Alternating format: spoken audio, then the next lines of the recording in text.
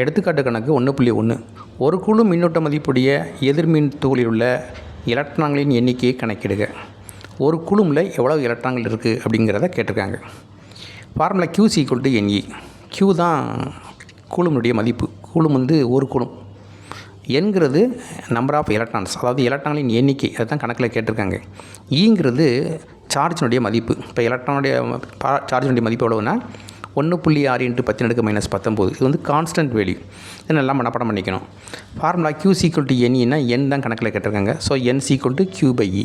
Qக்கு பதிலாக நம்ம ஒரு கூலும் போட்டாச்சு. ஈனுடைய மதிப்பு 1.6 × 10⁻⁻19. இப்போ ஒரு கூலுமை 1.6 × 10⁻⁻19 நம்ம என்ன செய்யணும்? வகுக்கணும். 1/1.6 × 10⁻⁻19. 10⁻⁻19 மேலே போயிடுச்சுன்னா 10 + 19 மாறிக்கிறோம். இப்போ 1/1.6. இதை நம்ம சிம்பிளிஃபை பண்ணோம்னா மேலே ஒரு 10ஆல் பெருக்கு. ஸோ 10, கீழே 10ஆல் பெருக்குனா 16ன்னு வந்துடும். 10 16ஆல் என்ன செய்யணும்? வகுக்கணும்.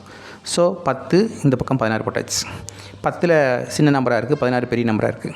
ஸோ நம்ம புள்ளி வச்சு என்ன செய்யணும்? வகுக்க போகிறோம். ஸோ புள்ளி வச்சோம்னா இங்கே 100 வந்துடுது, இங்கே 16 வந்துடுது. 100ல் எத்தனை 16 இருக்குது அப்படின்னு பார்த்தோம்னா 6 16 96. ஸோ 100லேருந்து 96 கழிச்சா 4, 0 சேர்த்து வச்சு 40. 40ல் எத்தனை 16 இருக்குன்னா 2 16 இருக்குது. 2 16 எத்தனை? 32. 40லேருந்து 32 கழிச்சா 8. ஸோ 80. ஸோ 80ல் எத்தனை 16 இருக்குன்னா 5 16 80. ஸோ ஆன்சர் 0.625 × 10 எத்தனை? 19ன்னு கிடச்சிருச்சு. நம்ம புள்ளியை 6க்கு அடுத்து வைக்கிறோம். 6.25ன்னு வரும்போது இந்த 10 × 19 என்ன செஞ்சிடும்? 18 என்ன செஞ்சிருது? மாறிடுது. ஸோ ஆன்சர் 6.25 × 10 18ன்னு கிடைக்கும்.